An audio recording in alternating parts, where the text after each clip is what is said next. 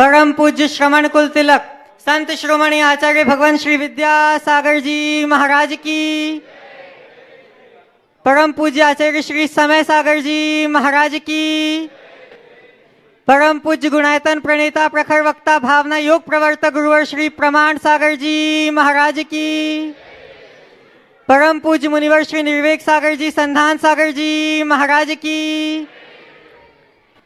शंका समाधान के आज के इस सत्र में आप सभी का हार्दिक अभिनंदन।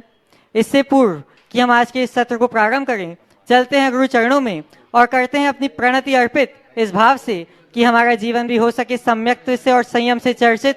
सभी लोग हाथ जोड़ेंगे, मस्तक झुकाएंगे और मेरे साथ बोलेंगे, हे गुरुदेव नमोस्तु नमोस्तु नमोस्तु।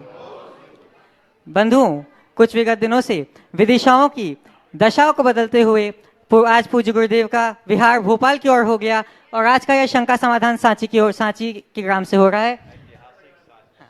ऐतिहासिक नगरी सांची से हो रहा है।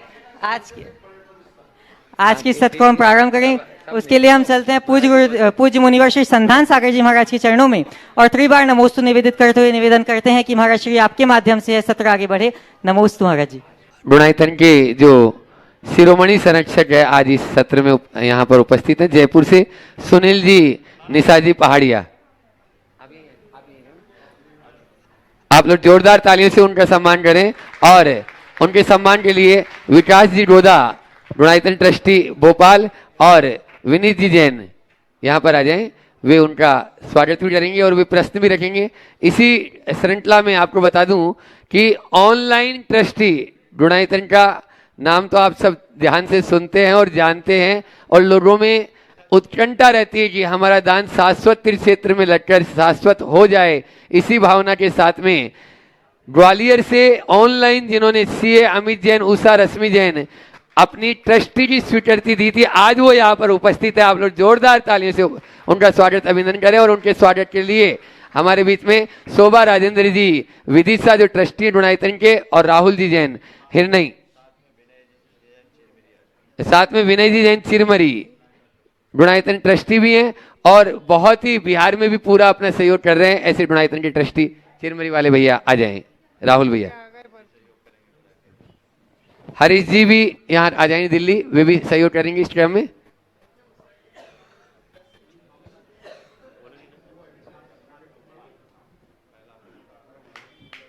और आज का पहला प्रश्न जो गुणायतन के शिरोमणि संरक्षक हैं सुनील जी निशा पहाड़िया, वे अपना प्रश्न पूज्य महाराज श्री चरणों में रख रहे हैं और उसके बाद में हम अरविंद जी सुपारी अनुप्रेक्षा वो अपना प्रश्न महाराज जी चरणों में रखेगी। भोपाल गुणायतन के ट्रस्टी हैं भोपाल से। समस्त मुनिजनों को नमोस्तु, शुल्लगणों को इच्छामि। मेरे यार परिवार का पूरा नमोस्तु आप महाराज श्री आपको। महाराज श्री, मेरा प्रश्न ये है कि हम लोग जो है नए भवन का निर्माण करते हैं, कोई भी नए भवन का निर्माण करते हैं, चाहे आवश्यक हो चाहे कॉमर्शियल हो चाहे किसी भी तरह का हो, तो हम उसकी नींव की पूजा रखते हैं। तो नींव की पूजा का महत्व क्या है और उसकी जैन विधि के हिसाब से प्रक्रिया क्या है? देखिए, कहीं पर भी भवन आदि का निर्माण होता है तो आप लोग एक तो रजिस्ट्री कराते हैं। रजिस्ट्री आप उससे कराते हैं जो उसका स्वामी है, पर एक कागज का स्वामी। उस भूखंड में रहने वाली जो शक्तियाँ हैं उसकी भी सम्मति चाहिए। तो उसकी सम्मति के लिए कहा गया कि उस भूखंड पर पूजा पाठ करो, सभी से अनुज्ञा लो।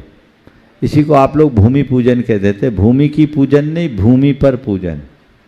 तो जो भूमि पूजन की विधि है हमारे शास्त्रोक्त विधि से वो सब प्रक्रियाएं होती है और उसी के अनुरूप उसका शिलान्यास आदि किया जाता है। उसके पीछे मूल प्रयोजन ये रहता है कि इसमें किसी भी प्रकार का विघ्न व्यवधान ना है। विघ्न निवारण के लिए, निर्बाध संपन्नता के लिए सब कार्य कराया जाता है। नमस्ते महाराज। हाँ, अनुप्रेक्षा अरविंद सुपारी जो ट्रस्टी हैं उनकी सुपुत्री प्रश्न कर रही है और उसके बाद में तैयार रहेंगे जो ऑनलाइन ट्रस्टी बने थे और आज अपने बीच में उपस्थित भी यहाँ पर अमित जी रश्मि जैन ग्वालियर। महाराज जी, भोपाल से सुपारी परिवार का त्रिबार नमोस्तु नमोस्तु नमोस्तु। महाराज जी, मेरा प्रश्न ये है कि लौकिक और धार्मिक शिक्षा में कैसे कोऑर्डिनेशन बनाएं? लौकिक और धार्मिक शिक्षा में कोऑर्डिनेशन क्या बनाए, कैसे बनाए? देखो, लौकिक शिक्षा तो आप लोग लेते ही हैं, रुचि से लेते हैं, पर इतना जान लो कि जो लौकिक शिक्षा है वो जीवन के निर्वाह का है और धार्मिक शिक्षा है वो जीवन के निर्माण का। तो लौकिक शिक्षा के लिए तो बहुत मेहनत करनी पड़ती है, क्योंकि उसके लिए डिग्री लेनी पड़ती है, उसमें कंपटीशन भी होता है। धार्मिक शिक्षा के लिए इतनी चीज़ें नहीं है, पर आधारभूत बातों का ज्ञान होना चाहिए, जिससे हम अपने मूलभूत संस्कारों और सरोकारों को जान सकें, अपने कर्तव्य और अकर्तव्य को पहचान सकें। बिना धार्मिक शिक्षा के जीवन का कल्याण नहीं होगा। तो इसलिए अपने जीने का ढंग जानने के लिए हमें धर्म की शिक्षा लेनी चाहिए। तो अब कितना हमारे पास समय नहीं है, आप सप्ताह में एक दिन की भी कक्षा अटेंड कर लो तो मैं समझता हूँ आपके लिए आधारभूत बातें आ जाएगी। हालांकि ज्ञान का कोई अंत नहीं है। लौकिक शिक्षा पढ़ते समय आपके पास समय की कमी हो तो कोई बात नहीं, प्रारंभिक दिनों में जो पाठशालाओं में अध्ययन किया जाता है उसको उसमें निरंतरता रखें और आगे उच्च शिक्षा में जाने के साथ भी हम धर्म की मूलभूत बातों को ग्रहण करें और घर परिवार से भी चीज़ों को सीखें। और उसके बाद जब नौकरी पेशा हो जाए, चीज़ों में सेटल हो जाए, तो हम और जिम्मेदारियां जिनकी ख़त्म हो गई उन्हें धर्म शिक्षा को प्रमुखता देनी चाहिए। जितना बन सके अधिक से अधिक पढ़ने और सीखने की कोशिश करनी चाहिए। नमस्कार। अमित रश्मि जैन अपना प्रश्न रखें और उसके बाद में तैयार रहेंगे पंडित महेंद्र जी जैन बिस्किट, जो डुनाइतन के ट्रस्टी भी हैं। एक साथ आ जाए। ओम ओम ओम ओम ओम ओम बोलो। हाँ बोलिए। महाराज जी नमस्तु नमस्तु नमस्तु। ग्वालियर से अंश परिवार की तरफ से मैं आपको त्रिवार नमस्तु करता हूँ। महाराज जी, मेरा प्रश्न ये है कि मैं पिछले 2 सालों से विज्ञापन का काम कर रहा हूँ भारतीय रेलवे के साथ, जिसमें 23 बड़े स्टेशन है मेरे पास, दिल्ली मुंबई जैसे, कुछ वंदे भारत ट्रेन भी हैं। तो उसमें क्या होता है, मुझे सब तरह के विज्ञापन रेल की इन्फॉर्मेशन के साथ दिखाने पड़ते हैं, जिसमें ऑनलाइन गेम्स भी हैं जिसको सट्टा कहा जाता है, या कुछ तंबाकू वगैरह के भी हैं। 1 करोड़ लोग मेरा पूरा उसको देखते हैं सेटअप को। तो इसका दोष मुझे या मेरे परिवार को लगेगा क्या? उसका उपाय बताने के। देखिए, विज्ञापन आप कर रहे हैं और आपके विज्ञापन से प्रेरित और प्रभावित होकर अगर कोई व्यक्ति ऐसी चीज़ों का उपभोग करता है तो उसमें आप उस कृतकार्यता अनुमोदन से सहभागी तो बने, और जब सहभागी बने हैं तो दोष के भागी तो होंगे। तो हमें कोई भी चीज़ों का विज्ञापन करते समय इतना तो ध्यान रखना चाहिए कि कितने पाप का काम, जिसमें स्पष्टतया हिंसा और अनैतिकता हो, उसके विज्ञापन से बचना चाहिए। कोशिश करें कोई भी विज्ञापन ले तो देखें, खासकर शराब, मांसाहार, चर्म के उत्पादन या अन्य इस तरह की चीज़ों के विज्ञापन से तो बचे। अब अगर बाध्यता हो तो इस पूरे के पूरे बिजनेस पर विचार करना चाहिए जी महाराज। और अगर बाध्यता नहीं है तो विचार तो करना ही चाहिए। मुझे प्रसन्नता है कम से कम आपने विचार तो किया। आज इस तरह के व्यवसाय में अनेक लोग जुड़े हैं, मुझसे जुड़े हुए लोग भी जुड़े हैं, जिनका बहुत अच्छा पब्लिसिटी का लंबा चौड़ा कारोबार है। लेकिन आज पहली बार किसी शख्स ने ये सवाल इस सभा में किया। मुझे बेहद प्रसन्नता है, ये आपके अंदर के संस्कारों की अभिव्यक्ति है। लेकिन मैं इतना ज़रूर कहूँगा, हम मोहताज नहीं हैं, हमारे पास पर्याप्त है। जब हम घी में डूबी रोटी खा रहे हैं तो पाप की कमाई क्यों करें? ये विचार करना चाहिए। आज से बंद महाराज, बिल्कुल। कोई भी इस तरह का विज्ञापन बिल्कुल बंद। बिल्कुल वैसे विज्ञापनों से बचिए जी, बिल्कुल। जिससे हम हिंसा को बढ़ावा मिले, अनैतिकता को बढ़ावा मिले, उससे बचे। मैं चाहूँगा एक बार इस परिवार का जोरदार अभिनंदन करें। ये पहली बार आज हमारे दर्शन के लिए आए हैं अमित भाई, लेकिन यहाँ आकर के इन्होंने बताया ये नियमित शंका समाधान के श्रोता हैं और घर बैठे भाव बनाकर इन्होंने अपनी सदस्यता ली, आज यहाँ पहुँचे हैं। मैं सभी से कहता हूँ इनका हार्दिक स्वागत करना चाहिए और इसी तरह आप आगे बढ़ते रहें। ओम। पंडित महेंद्र जी जैन बिस्किट पूछेंगे, बोलिए, आप बोलिए। ओम ओम ओम नमस्ते महाराज जी। ओम। मेरी ऑक्सीजन 31 रह गई थी और बिल्कुल डॉक्टरों ने जवाब दे दिया था, लेकिन आपका भावना योग से मैं आज यहाँ खड़ी हुई। बहुत सुंदर, बहुत सुंदर भावना योग, बहुत सुंदर। नमस्ते गुरुदेव। पंडित महेंद्र जी ने बिस्किट और उसके बाद में तैयार रहेंगे विकास जी, गोदा परिवार, पूरा समस्त गोदा परिवार। नमस्ते गुरुदेव, इच्छा में गुरुदेव। गुरुदेव, हम लोग श्रावक हैं और श्रावक का प्रथम कर्तव्य देव पूजन में आता है। देव पूजन में हम लोग अष्टद्रव्य समर्पित करते हैं, लेकिन अष्टद्रव्य के संदर्भ में अनेक विद्वानों के या जो भी प्रतिष्ठाचार आते हैं उनके मंतव्य अलग अलग हो जाते हैं। एक छोटा सा उदाहरण जैसे लौंग का है, लौंग को हम पुष्प भी बना लेते हैं, उसका ऊपर का फूल हटा देते तो फल बन जाता है, उसके टुकड़े टुकड़े कर देते तो वो धूप भी बन जाती है। मतलब एक लवंग में हम 3 आइटम का स्वाहा कर लेते हैं। दूसरा, जब कभी हम दीपक समर्पित करते हैं, निर्माण लाडू वगैरह समर्पित करते हैं, तो दीपक जलाकर हमको समर्पित करना चाहिए अथवा नहीं। अचित या सचित सामग्री का क्या उसमें हमको दोष लगता है? कृपया विस्तार से इस संबंध में हमको। देखिए, बहुत ही महत्वपूर्ण सवाल आपने उपस्थित किया। इसमें कोई संशय नहीं कि भगवान की पूजा अष्टद्रव्य से करनी चाहिए और सभी शास्त्रों में अष्टद्रव्य से भगवान की आराधना का विधान किया है। आचार्य वीरसेन महाराज से जब ये सवाल किया गया का नाम अर्चना, तो उन्होंने स्पष्ट शब्दों में लिया, जलगंध अक्षत दीप धूप पुष्प फल आदि सपत्ति पगासो नाम अर्चना। जलगंध अक्षत आदि अष्टद्रव्यों से अपनी भक्ति को प्रकाशित करने का नाम अर्चना है। अब इस संदर्भ में 2 प्रकार की बातें हम सबके बीच में आई, सचित्त पूजा और अचित्त पूजा। हमारे यहाँ दोनों तरह का विधान है और आप लोग जिस क्षेत्र में हैं यहाँ अचित्त पूजा का ही चलन है, तो हमें अचित्त पूजा को ही प्रमुखता देनी चाहिए, सचित्त पूजा को नहीं। अचित्त पूजा के क्रम में जल गंध, इसमें तो कोई बाधा नहीं, अक्षत में बाधा नहीं। अक्षत के संदर्भ में एक बात मैं आप लोगों से ज़रूर कहूँगा, आजकल मंदिरों में जो चावल चढ़ाए जाते हैं वो महा अशुद्ध है। चढ़ाने की बात तो दूर है, वो खाने योग्य भी नहीं है, क्योंकि आप लोग शुद्ध भोजन करते हैं। हमारे यहाँ सकरा के खाने का विधान नहीं।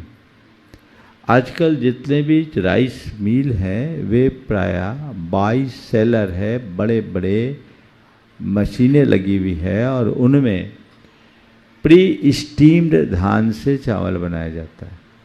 उसके पीछे प्रयोजन यही रहता है कि चावल में टूट फूट कम हो। पुराना जो हमारा सामान चावल बनाने का तरीका था वो बाई हॉलर था। घर घर में ढेकी लगी रहती थी। मशीनी युग में हॉलर आया जिसमें प्री स्टीम चावल नहीं होता, चावल को सीधे धान से तैयार किया जाता है। इसे अरवा और उष्णा के नाम से जाना जाता है। अरवा चावल और उष्णा चावल, जिसे पहले उबाल लिया जाए फिर बनाया जाए उसका नाम है उष्णा, और जो सीधे बनाया जाए उसका नाम है अरवा। अरवा चावल में कनकी बहुत निकलती, टूट फूट बहुत होती, इसलिए आजकल सारे मिल मालिक, राइस मिल वाले ऐसी टेक्नोलॉजी का प्रयोग करते हैं। और उसमें पहले तो क्या होता था, रंग में अंतर रहता था। उष्णा चावल में थोड़ा पीलापन आता था तो स्पष्ट दिख जाता था, लेकिन आजकल सब पॉलिश्ड होता और एकदम झकास सफ़ेद दिखता। और आप लोग अखंड अक्षत चढ़ाने के चक्कर में यही अक्षत ले आते हैं जो महा अशुद्ध है।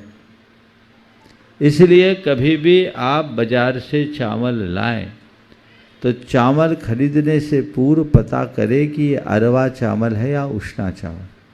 अभी भी बहुत सारे लोग अरवा चावल बनाते हैं क्योंकि खीर आदि में अरवा चावल का ही प्रयोग होता है, समझ गए। उष्णा चावल का प्रयोग से खीर नहीं बनती। तो उसके 2 मैं आपको पहचान बता देता हूँ, क्योंकि मध्य प्रदेश अब तो चावल पैदावार होने लगा, लेकिन यहाँ लोग चावल के बारे में बहुत कम जानते हैं।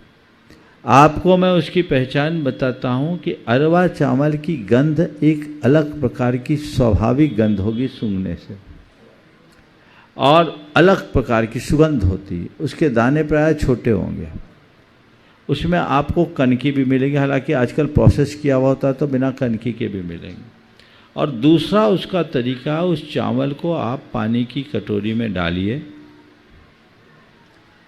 10-20 दाने पानी की कटोरी में डाल दीजिए और 3-4 मिनट बाद आप देखिए उस चावल में पानी की धारी बन जाएगी, यानी चावल अपनी कई जगह से टूट जाएगा।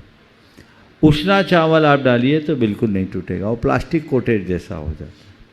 तो इन दोनों आधार पर पहचान करके ही चावल का प्रयोग कीजिए, समझ गए। साधुओं को भी चौके में भी, आप खुद के लिए भी और व्रतियों के लिए भी केवल और केवल अरवा चावल ही उपयोग के योग्य है, भगवान को चढ़ाने के लिए भी। मैं तो अननोन आदमी के यहाँ कभी चावल, आजकल तो चावल लेता नहीं, लेकिन जब लेता था तो नोन के यहाँ ही चावल लेता, बाकी नहीं लेता।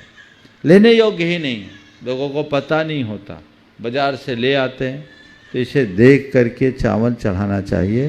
ये अक्षत की बात हुई, बहुत जगह मिलती है, लोग तैयार करते हैं। और जिन्हें समेत शिखर जी से लेना है तो वहाँ तो वर्तमान में एक कमल पाटनी है, उसे मैंने प्रेरित किया, तो वो अपनी ओर से गुणायतन में तो जितना चावल लगता उनकी मील है वो पूरी अपनी ओर से आपूर्ति करते हैं। तो इस तरह का पता लगाकर लोगों को करना चाहिए।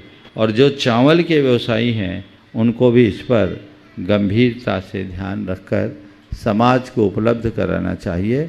और अगर हर जगह के चावल व्यापारी, बहुत से जैन बंधु होंगे, यदि ये बात करें और उनका नाम सब तक पहुंच जाए तो लोग एक बहुत बड़ी दुविधा से बच सकेंगे। अब आई बात पुष्प की। पुष्प के प्रयोग के लिए पुष्प तो फूल है, पर हम लोग देखते हैं कि पुष्प के अंदर जीव होते हैं तो पुष्प नहीं चढ़ाते। पुष्प के विकल्प में क्या चढ़ाए, तो पंडित आशाधर जी ने प्रतिष्ठा सारोद्धार में कुमकुम चर्चित अक्षत की पुष्प संज्ञा दी, यानी केसर से रंगे हुए चावल को पुष्प बताया है पंडित आशाधर जी ने अपने प्रतिष्ठा सारोद्धार में। लौंग का प्रयोग लोगों ने पुष्प की जगह करना शुरू कर दिया, लेकिन इसका कोई आगमिक आधार नहीं दिखता। हालांकि कुछ लोग लौंग को फल भी मानते हैं और लौंग को फूल मानते हैं, तो सूखे फूल के रूप में लोग लवंग चढ़ा देते हैं। अब लवंग फल है या फूल, ये आपको तय करना है। लवंग को ऐसे फल माना जाता है, पर कुछ लोग उसके ऊपर की फुंद को देखते हुए लौंग को फूल मानते हैं और फूल मान करके लौंग चढ़ा देते हैं। अब धूप के लिए, चूँकि धूप बनाने की विधि में उसमें अनेक प्रकार के सुगंधित चीज़ें मिलाई जाती, अगर तगर चंदन गोशीर, उसमें लौंग भी होती। अब आप लोग होशियार हैं तो लौंग से ही काम चलाने लगे। कायदे से शुद्ध धूप तैयार करनी चाहिए, शुद्ध धूप। और आजकल बाजार में जो धूप आती है वो अशुद्ध होती है, उसमें जीवोत्पत्ति हो जाती है। ऐसा धूप नहीं होना चाहिए, ऐसी धूप नहीं होनी चाहिए। अगर धूप के लिए आपके पास कोई विकल्प नहीं है तो बेहतर है चंदन का चूर्ण रख लीजिए। आजकल चंदन का पाउडर उपलब्ध हो जाता है, हाँ नहीं होता उपलब्ध। चंदन का मूठा लो, रेती से घिस लो, थोड़ा सा काम कर लो, हो गया काम। वो भी सही नहीं मिलती, तो आप सुगंधित धूप अपने हाथ से बनाइए, उत्तम तो ये है। नहीं तो जो मिले सो चढ़ाइए, हम क्या कहें। अब ये व्यवस्था है, आगम की जो व्यवस्था है वो मैंने बता दी। अब हमको तो पता है जिसको जो करना है वही करेगा, पर उत्तर तो हमें वही देना है जो हमारे आगम में है। इसलिए हमने आपको ओम ये समाधान दिया है, इसका आप अनुकरण करें। ओम। हाँ, और लोग वापस उठा के ले जाते हैं, क्या वो उचित है? वो चांदी चढ़ाते हैं, द्रव्य नहीं चढ़ाते। उनको चांदी की कीमत दिखने लगती, गलत है, ऐसा नहीं करना चाहिए। नमोस्तु। ओम। आगे विकास, हाँ विकास जी, संदीप जी, सुनील जी, गोदा परिवार भोपाल।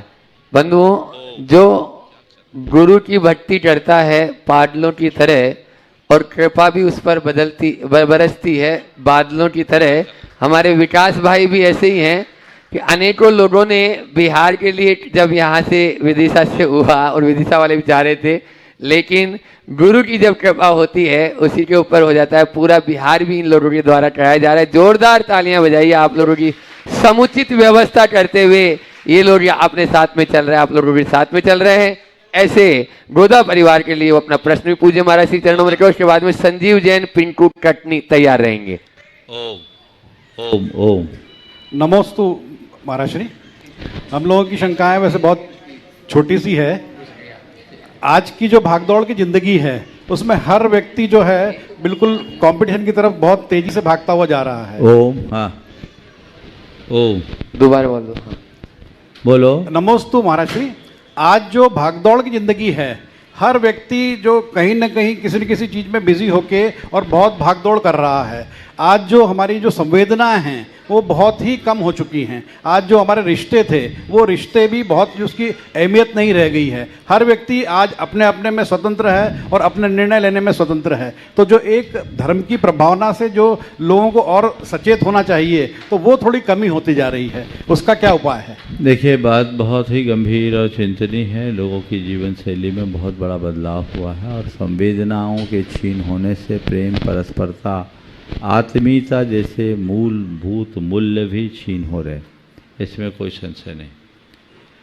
लेकिन मेरा मानना है जो लोग धर्म से जुड़ रहे हैं उनके अंदर ऐसा ह्रास कम है। यदि हम धर्म से जुड़े और न केवल धार्मिक क्रियाओं से अपितु उसके साथ अपने अंदर एक आध्यात्मिकता को प्रतिष्ठापित करें तो जीवन में बड़ा बदलाव हो सकता है। संजीव जैन पिंकू कटनी अपना प्रश्न रखें और उसके बाद में प्रतिभा शिशिर जैन विदिशा तैयार रहेंगे। गुरुदेव के चरणों में मेरा एवं मेरे परिवार का त्रिवार नमोस्तु। इच्छामी महाराज जी। मुनिश्री कहते हैं चिंता मत करो, विश्वास करो, क्योंकि जहाँ विश्वास शुरू होता है वहाँ चिंता समाप्त हो जाती है। आज मेरे दोनों बच्चे महाराज जी पढ़ाई के लिए बाहर पढ़ाई कर रहे हैं। मुझे पर विश्वास है कि वे अपने जीवन में कभी कोई ऐसा कदम नहीं उठाएंगे जो मेरे घर के लिए, समाज के लिए और धर्म के अनुकूल नहीं हो। परंतु आज का ज़माना ऐसा है, मुझे चिंता होती है उनकी। तो गुरुदेव, ऐसे में हम माता पिता ओम ओम सार समझ लिया आपका। ओम।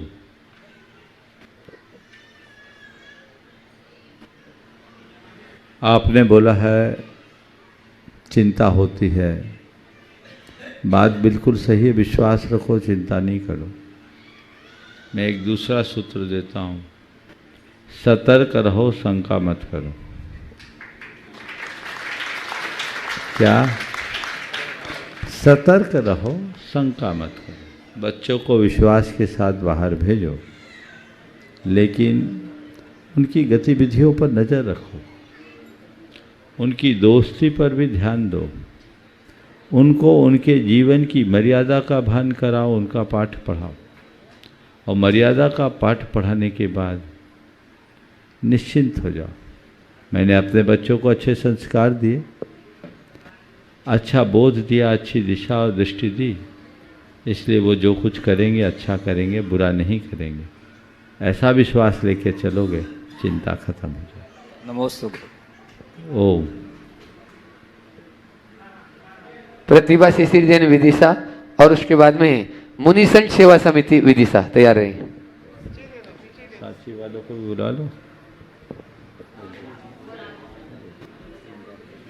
ओम बोलो। ओम ओम बोलिए। नमोस्तु महाराज जी, नमोस्तु।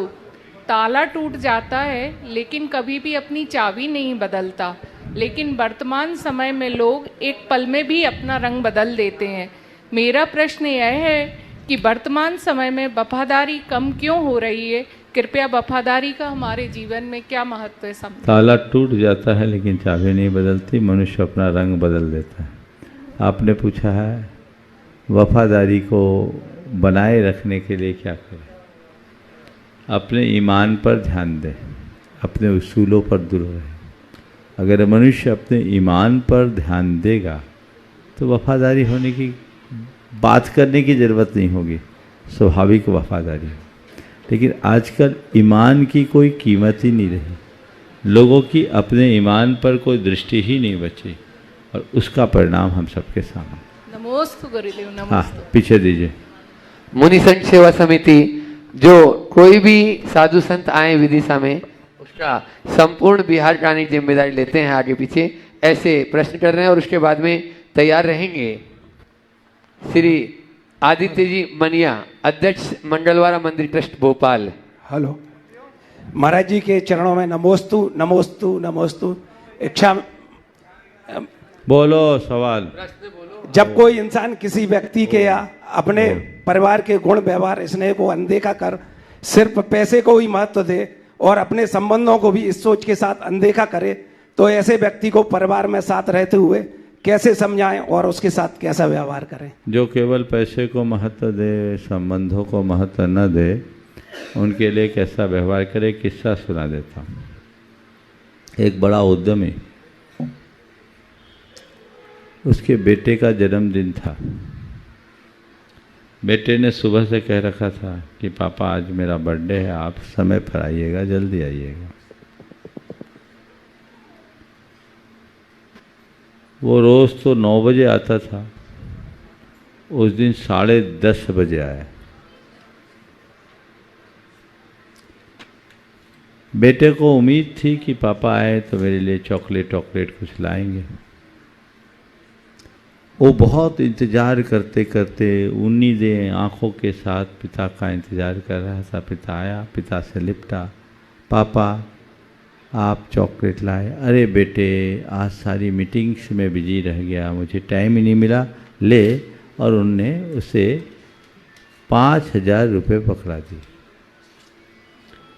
बेटा रुपये लिए, अपने पिता की आंखों को देखा, रुपये लेकर सीधे गया। थोड़ी देर के लिए रोता रहा। अब धर्म पत्नी को भोजन परोसने की बारी थी। धर्म पत्नी बहुत समझदार थी। उसने थाली लगाई, एक कपड़े से ढका और अपने पति के आगे की। और जैसे ही पति ने कपड़ा उठाया तो उस थाली में खाने की जगह रुपये थे।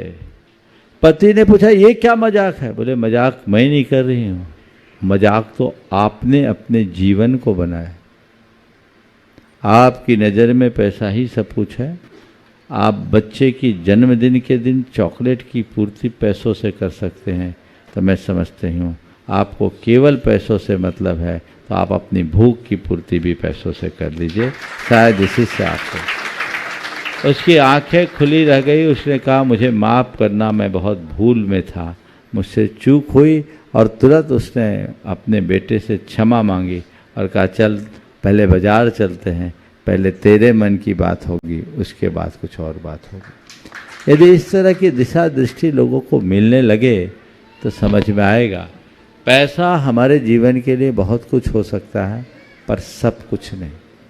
वे लोग महान भूल में हैं जो पैसे को ही सब कुछ मान लेते हैं। ये जीवन के निर्वाह का साधन है, साध्य नहीं। संबंधों का स्थान पैसा नहीं ले सकता। इस बात को हमें कभी नहीं भूलना चाहिए। आदित्य मनिया जैन भोपाल, और उसके बाद में डॉक्टर शोभा राजेंद्र जैन विदिशा, जो डोनाइटिंग ट्रस्टी भी है। महाराज जी, भोपाल की सरजमी से मंगलवारा दिगंबर जैन समाज, आप सभी का आपका नमोस्तु नमोस्तु। आप पधारे महाराज। महाराज जी, एक शब्द चल रहा है शहरों में, पेरेंटल बर्निंग। जितने भी बच्चे हो रहे हैं और जो बच्चे बड़े हो जाते हैं, उनके खान पान का और उनके अध्यापन का, सब लोग चूँकि आगे बढ़ने की बात करते हैं तो वो पेरेंट बर्न होते हैं। दूसरा, पुराने शहर से नए शहर, उसी शहर की नई कॉलोनियों में भी बच्चों की वजह से ही जाना रहता है, तो पुराने मंदिरों का भी अस्तित्व थोड़ा सा कम हो रहा है। क्या करें? पहले तो पेरेंटल बर्निंग में बच्चे अस्वस्थ हो जाते हैं तो भी पीड़ा होती है, वो बच्चे मानते नहीं हैं तो भी। आखिरकार पेरेंट्स क्या करें? आपका उद्बोधन बहुत ज़रूरी है। आप बोल रहे हैं बच्चों के कारण ऐसा होता है, पर मुझे ये बात पूरी तरह हजम नहीं हो रही। बच्चों पर तो आरोप है लोगों के मन में पल रही आकांक्षाओं के कारण ऐसा होता है, बदली हुई जीवन शैली के कारण ऐसा होता है। पुराने शहर से नए शहर में जाने के पीछे की जो सबसे बड़ी वजह है वो आज की जीवन शैली।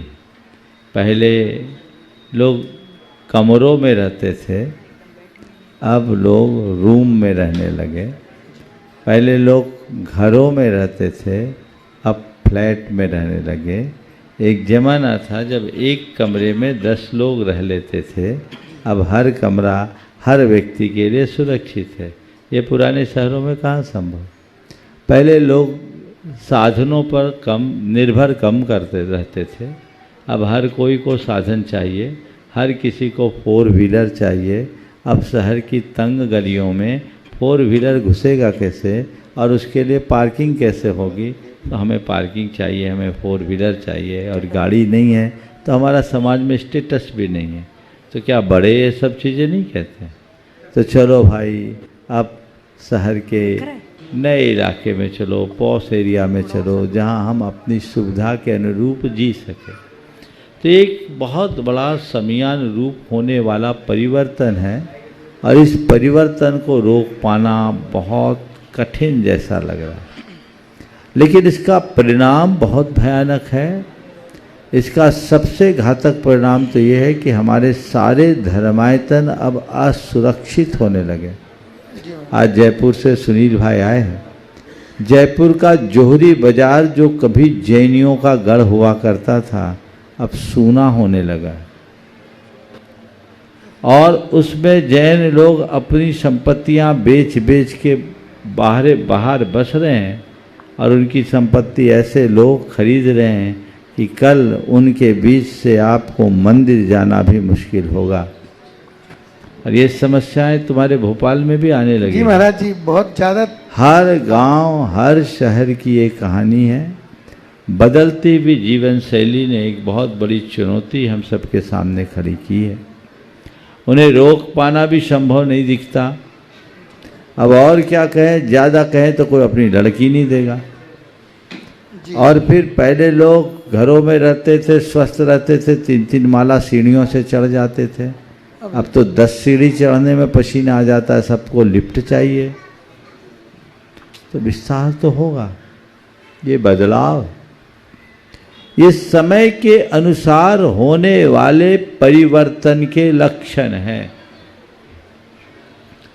इन्हें रोक पाना नामुमकिन है, पर इसके लिए केवल बच्चों को दोषी कहना ठीक सा नहीं लगता।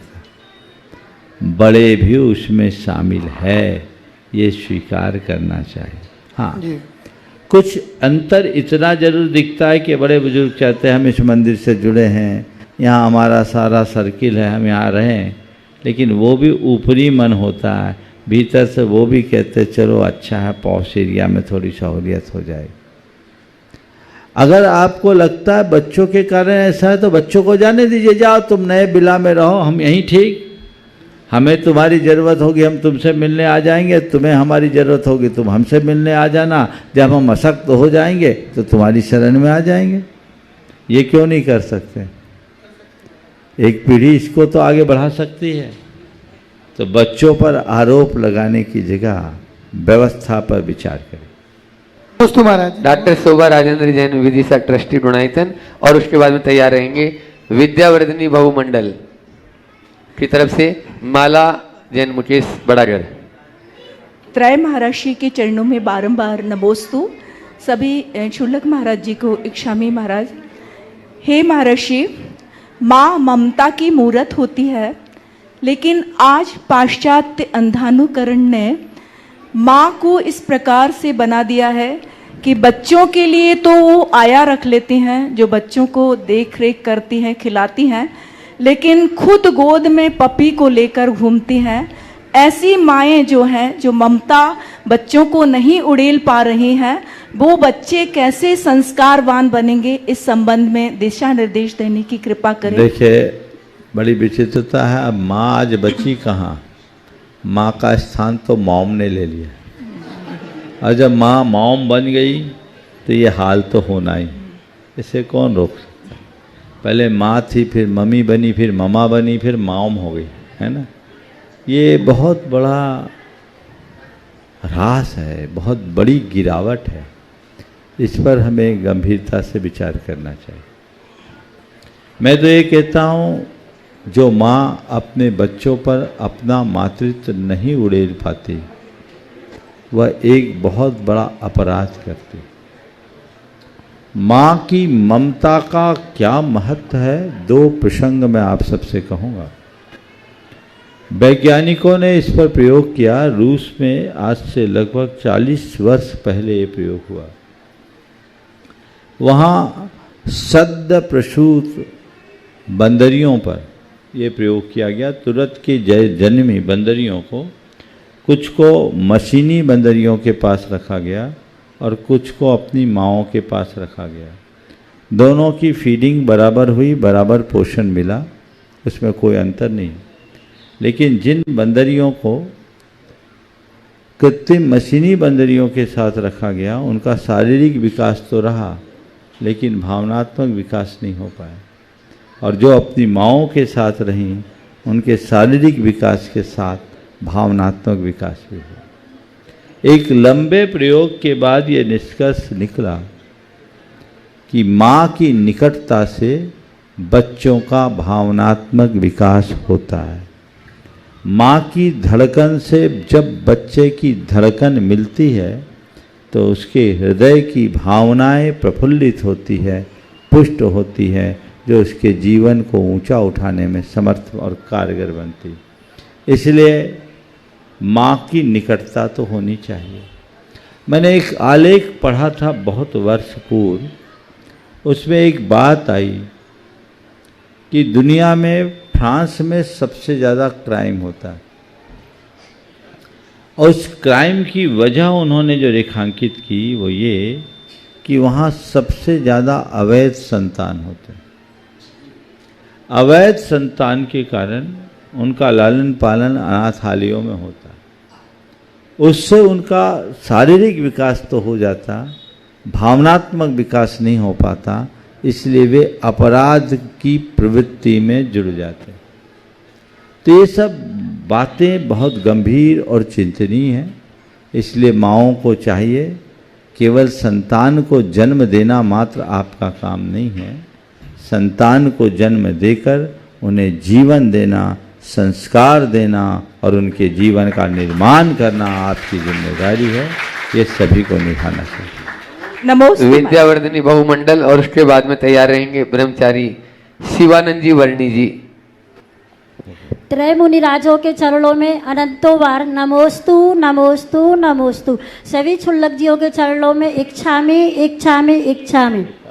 महाराज जी, आज आपकी दोपहर की कक्षा में बैठी श्री इष्टोपदेश ग्रंथराज की कक्षा में आपके श्रीमुख से सुनकर एक अलग ही अनुभूति हुई। मेरा अभी इसी ग्रंथराज का स्वाध्याय चल रहा है। इसमें एक श्लोक आया है, वरम व्रते पदम देवम ना व्रतेर्बतनार्कम छाया तपस्थयोर्भेदा प्रतिपाल यतोर महान। व्रतों के द्वारा देव पद पाना अच्छा है, किंतु अव्रतों के द्वारा नरक में उत्पन्न होना अच्छा नहीं है। तो इसमें श्रावक के जो 12 व्रत होते हैं उनका पालन करना है, या जो नमोकार मंत्र भक्तामर आदि व्रत एकासन उपवासन से करते हैं उनका पालन करना है। देखिए, यहाँ व्रत का तात्पर्य अनुव्रत और महाव्रत है। असली व्रत तो यही, इन व्रतों से जीवन का उत्थान है। और जो दूसरे लोग हैं अन्य दिनों में व्रत बांधते हैं, वो उस दिन के लिए व्रती होते जिस दिन व्रत किए। तो टेम्परेरी व्रत का फल टेम्परेरी मिलता है, और परमानेंट व्रत का फल परमानेंट मिलता है। इसलिए प्रत्येक व्यक्तियों को चाहिए कि वे अपने जीवन में अनुव्रती अवश्य बने। नमोस्तु महाराज जी। ब्रह्मचारी शिवानंद जी वर्णी जी अपना प्रश्न रखें और उसके बाद ब्रह्मचारी पीयूष जी सागर। नमोस्तु महाराज श्री, मेरे अनंत अनंत प्रणाम आपके चरणों में समर्पित हैं। महाराज श्री, मेरा कोई प्रश्न तो है नहीं है और मैं ज़्यादा समझदार नहीं हूँ, लेकिन मेरी एक व्यग्रता है, आकुलता है, और मैं इसका समाधान चाहता हूँ। वो ये है, एक तरफ तो देखते हैं अभव्य जीव, मिथ्या दृष्टि जीव भी मुनि बन जाते हैं, जैसा कि आपके आगम में भी लिखा हुआ है। और दूसरी तरफ मैं ये देखता हूँ कोई सम्यक दृष्टि हो, व्रतों का पालन कर रहा हो, एक बार भोजन कर रहा हो और सारे प्रयास भी कर रहा हो, पुरुषार्थ कर रहा हो, भावना उसके अंदर हो मुनि बनने की, इसके बावजूद भी वो सफल नहीं हो पाता है। मैं चाहता हूँ इसके अंदर आपका जो ज्ञान है वो और शास्त्रीय जो समाधान है वो मैं आपसे चाहता हूँ। आपको नमस्कार। देखिए, बहुत ही गंभीर सवाल आपने उपस्थित किया है। आगम के अनुसार अगर हम अभव्य के मुनिपन को देखते हैं तो ऐसा लगता है कि मुनि बनना कठिन नहीं, कोई भी मुनि बन सकता है। लेकिन जो आपने सवाल किया कि एक भव्यात्मा साधक सम्यक दृष्टि वो चाह करके भी मुनि नहीं बन पाता, तो ये दिखता है कि मुनि बनना हंसी खेल नहीं। मैं आपकी बात को थोड़ा सा संशोधित करके कहूँगा, कदाचित मुनि बनना फिर भी सुलभ हो जाए, पर मुनित्व को पाना महादुर्लभ है। अभव्य मुनि भले बन जाता है पर मुनित्व से वंचित रहता है। कदाचित कुछ पुण्य का योग और उसके अनुकूल संयोग मिलने से अभव्य को मुनि व्रत की प्राप्ति हो जाती है, लेकिन उसका भवन नियोग उसके भीतर मुनित्व को प्रकट नहीं होने देता। पर क्या सभी भव्य मुनि बन जाते हैं? जो आपका नहीं आपका सवाल है, तो बन नहीं पाते। वे ही भव्य जीव मुनि बन पाते हैं जिनका प्रबल पुण्य का योग होता है, जो निकट भव्य होते हैं, जिनका भवितव्य बहुत अच्छा होता है। जब तक अनुकूल द्रव्य क्षेत्र काल भाव की उपलब्धि नहीं होगी, तब तक कोई कार्य चाह करके भी आप नहीं कर पाओगे। हम लोग रोज अपनी प्रार्थना में कहते हैं, तद्रव्यमव्यय मुदेतु सुभः सदेश संतन्नतां प्रतपतां सततं सकालः भावः सनन्दतु सदा यदनुग्रहेण रत्नत्रयं प्रतिपतिः मुमुक्षु वर्गे। मुझे हमेशा वैसा द्रव्य, वैसा क्षेत्र, वैसा काल और वैसा भाव मिलते रहे जिसमें रत्नत्रय फले। सुनो तो, इसका तात्पर्य ये है कि जब तक अनुकूल द्रव्य क्षेत्र काल भाव नहीं होगा, तुम कितनी भी भावना भाव, तुम्हारा रास्ता नहीं खुलेगा। तो मैं इस आधार पर ये कह सकता हूँ कि इतना सब कुछ होने के बाद भी क्यों नहीं मिल रहा है? क्योंकि उसका भवितव्य अनुकूल नहीं है। अब सवाल है अपने भवितव्य को कैसे सुधारे? तो हमारे हाथ में केवल भावना है। भावना भवनाशिनी, भावना भाए भाते रहे, हो सकता है भवितव्य सुधर। ब्रह्मचारी पीयूष जी जैन सागर, और उसके बाद में तैयार रहेंगे यहाँ सांची दिगंबर जैन समाज के अध्यक्ष सुनील जी जैन। सभी के साथ एक साथ सांची दिगंबर जैन समाज एक साथ खड़े हो जाएंगे। हे गुरुदेव, भगवान ऋषभ देव ने दीक्षा के साथ ही उपवास धारण किया। भगवान ऋषभ देव ने दीक्षा के साथ ही उपवास धारण किया तो 6 माह का, फिर उन्हें आहारचर्या में विलंब हुआ तो 6 माह का। स्वर्ग में भी देवों की जब आयु पूर्ण होती है तो उससे 6 माह पूर्व ही उनकी माला मुरझाती है, और नरक में भी अगर तीर्थंकर जीव होते हैं तो उन्हें 6 माह पूर्व सुरक्षा मिलती है। तो जिज्ञासा ये है मुनिराज कि ये 6 माह की कालावधि एक संयोग है या इसका कोई विशेष महत्व है? बहुत अच्छा सवाल आपने किया। 6 माह की कालावधि एक नियोग है या इसका कोई विशेष महत्व है? मुझे ऐसा लगता है 6 माह में 180 दिन होते हैं। अभी तुरंत जो बातें मेरे माइंड में आ रही मैं आपको बता रहा हूँ। 6 माह में 180 दिन होते हैं, और पूरा वृत्त हो तो उसमें 360 टन्स होता है, 360 डिग्री 360। 80 यानी 180 यानी आधा, 6 माह यानी आधा वर्तुल, समझ गए। तो हमारे साल के 360 दिन में 180 दिन अगर हमारे सामने हो गया, यानी आधा काम बन गया तो पूरा काम हो गया, ऐसा समझना चाहिए। आधा हो गया तो आधा और हो जाएगा, एक साथ पूरा करने का विधान भी नहीं, ये बात ध्यान रखना। आगम में ऐसा विधान है कि 6 माह से अधिक का उपवास आप प्रतिज्ञा पूर्वक नहीं ले सकते। 6 माह के बाद आप 1 वर्ष का ले ले, बाद में 6 महीना, लेकिन लगातार 6 महीना, यानी वो 360 में 180 ही। आज पहली बार यह सवाल उपस्थित हुआ है, इस पर विचार करना चाहिए। और मुझे लगता है कि ज़रूर इसमें कोई सार निकलेगा, इसके पीछे कोई विज्ञान होगा कि हर बातें 6 माह 6 माह 6 माह से क्यों जुड़ी। देवों की आयु भी 6 महीने में होती है और साता की उत्कृष्ट उदीरना भी 6 महीने तक ही होती है। ये सब चीज़ें जो जुड़ी है 6 महीने की, तो वो 180 और 360 का चक्कर होगा। मैंने अपनी फैक्ट्री में से डाल दिया है, जल्दी प्रोडक्ट आएगा तो प्रकट हो जाएगा। बोलिए। सुनील जी जैन, अध्यक्ष सांची दिनों जैन समाज, और उसके बाद में तैयार रहेंगे विनय कुमार जी जैन, ट्रस्टी डुणाइतन चिरमिरी। सांची सकल दिगंबर जैन समाज की ओर से मुनि संघ के चरणों में नमोस्तु भगवान, नमोस्तु भगवान, नमोस्तु भगवान। भगवान, मेरा प्रश्न ये है कि मेरी जिज्ञासा है कि जो लोग हमेशा मंदिरों में या मान स्तंभों में अपनी मूर्तियां स्थापित कराते हैं, उन मूर्तियों की स्थापित कराने के बाद क्या उनका मूर्तियों के प्रति रखरखाव, देख रेख के प्रति क्या कोई दायित्व बनता है या नहीं बनता? देखिए, जिन में स्थापित करने के बाद उसके रखरखाव का दायित्व तो उनका होता है, रखरखाव करना चाहिए और शास्त्र में ऐसा विधान है। कहीं भी मंदिर बनाइए तो भगवान की प्रतिष्ठा के बाद उस मंदिर की यावत चंद्र दिवाकरों पूजा अर्चा होते रहे, इसे सुनिश्चित कीजिए। उसके लिए अपनी ओर से राशि देने का विधान है, भूमि भवन आदि देने का विधान है, तभी आपकी प्रतिष्ठा पूरी होती, नहीं तो प्रतिष्ठा अधूरी। तो कहीं भी मंदिर बनाइए तो भगवान की पूजा अर्चा सुनिश्चित कीजिए। और कदाचित दूर आप भगवान को विराजमान करते हैं तो उसका जो द्रव्यदान है वो इतना दीजिए कि उसकी पूजा अर्चा की व्यवस्था होते रहे। विनय कुमार जी जैन, ट्रस्टी गुणायतन चिरमिरी, और उसके बाद में तैयार रहेंगे मंडू जी पहलवान, ललितपुर।